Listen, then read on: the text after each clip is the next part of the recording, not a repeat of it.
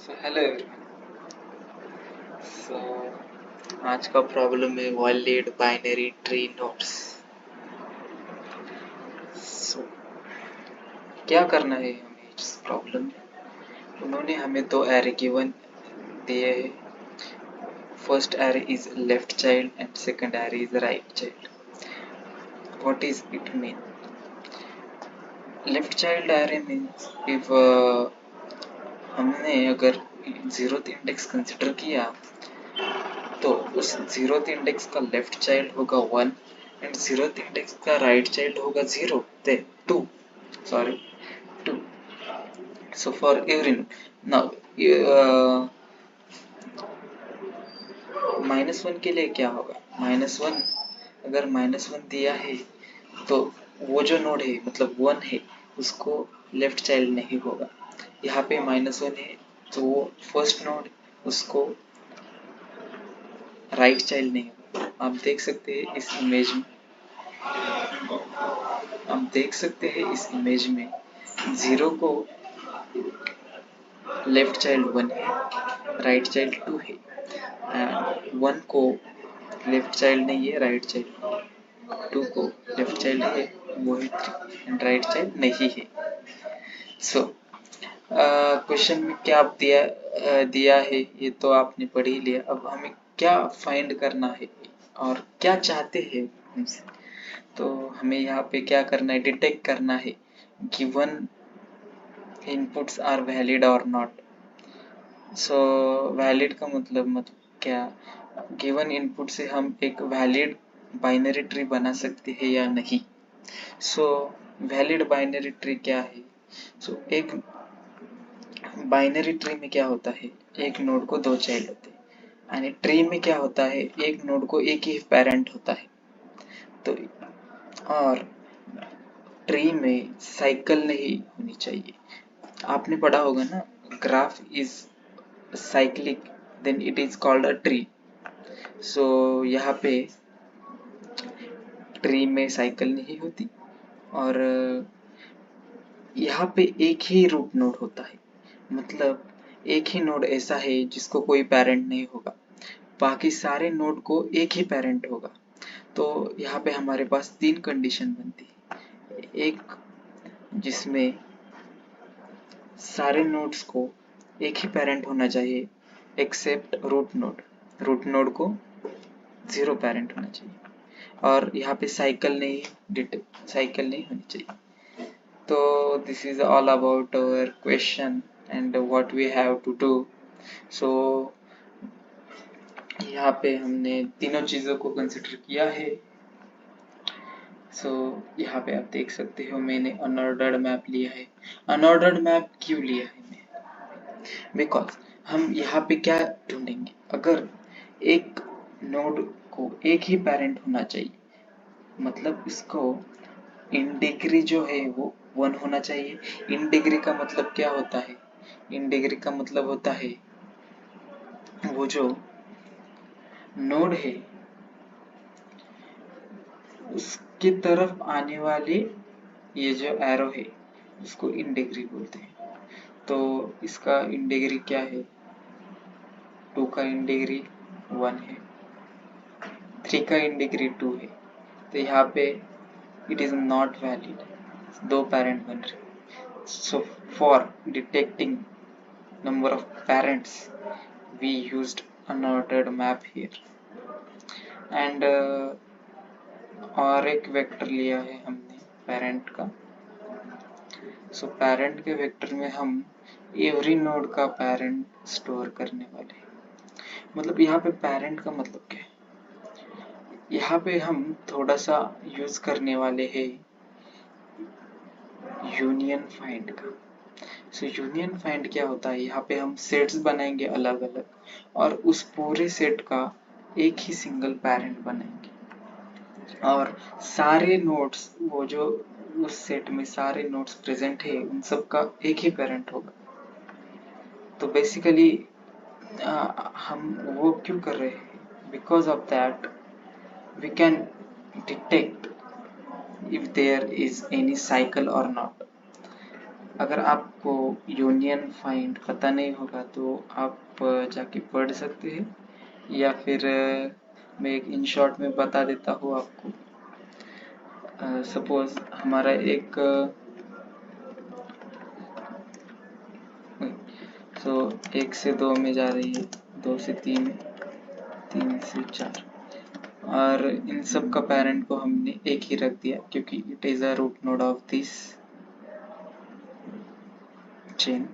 And suppose we are there is a age between 3 to 5. So now we directly do 3 से 5 को जा रहा है, और 3 का भी पेरेंट क्या बनेगा, फिर 1 बनेगा। अगर 5 से 2 को जा रहा है, अगर 3 से 5 को और 5 का 2 से जा रहा होगा, तो यहाँ पे साइकिल डिटेक्ट होगी। तो वो कैसे फाइंड करेंगे? हमने पहले क्या किया, 3 का पेरेंट कौन है, 1 है, 5 का पेरेंट कौन है, 1 है। अभी अगर 5 2 को कनेक्ट कर रहा है, मतलब 2 का पेरेंट भी कौन है, 1 है, तो यहाँ पे साइकिल डिटेक्ट हो गई।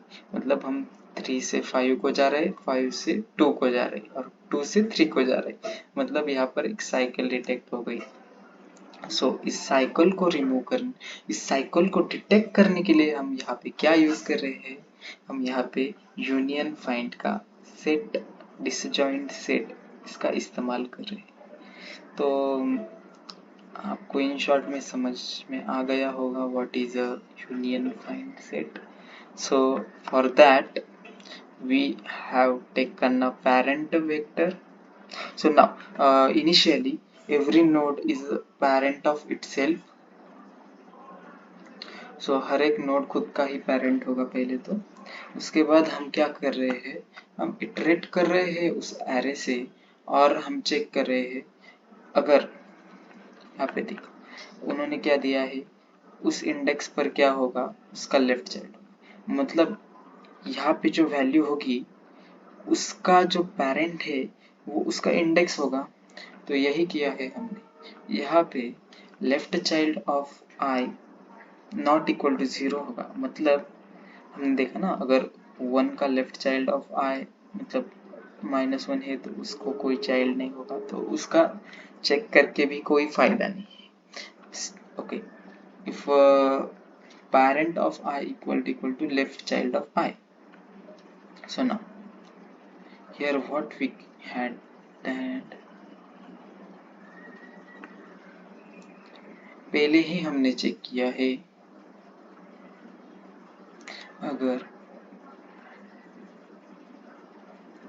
दोनों का पेरेंट अगर सेम होगा तो यहाँ पे साइकिल डिटेक्ट हो जाएगी। मतलब यहाँ पे देखो आप, 1 का पहले 0 कंसिडर करो, 0 का पेरेंट पहले कौन था, 0 था।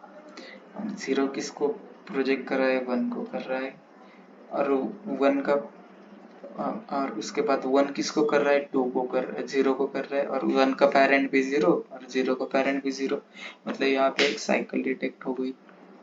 और यम of left of i plus plus किया, मतलब हमने क्या किया है, उसकी जो इंटीग्री है उसको हमने बढ़ा दिया है। और parent of left of child, मतलब हमने इसको इसमें अटैच कर दिया, उसके बाद इसका भी पेरेंट कौन बन गया, 0 बन गया। So same for left child. And why I add this m of I plus 0, because in map already we don't have all the indices, so because of that I am just adding indices in that map with the value plus 0, means it is not affecting its original value. int count, count का मतलब क्या है, so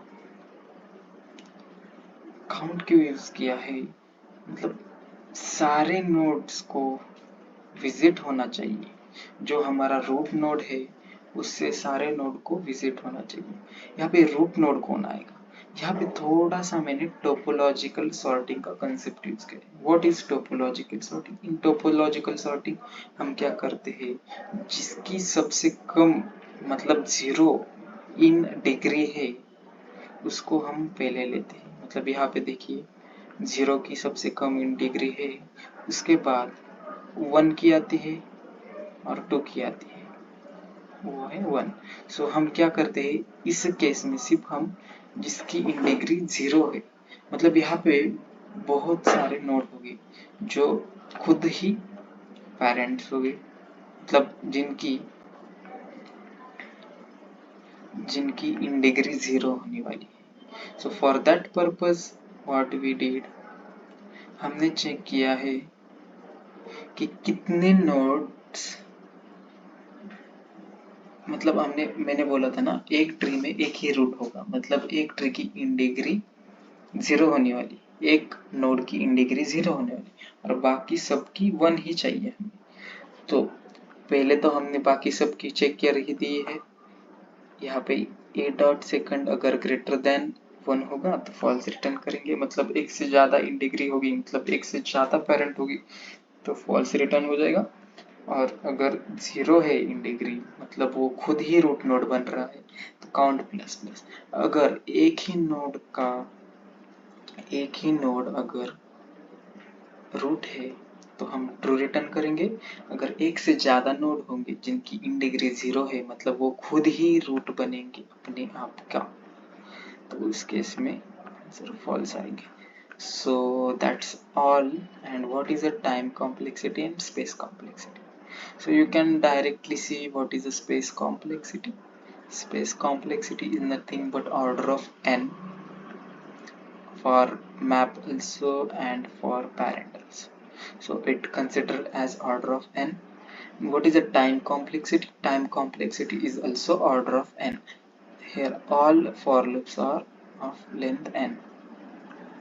So there is do not need of extra time and extra space. So overall time and space complexity is order of n. Thank you.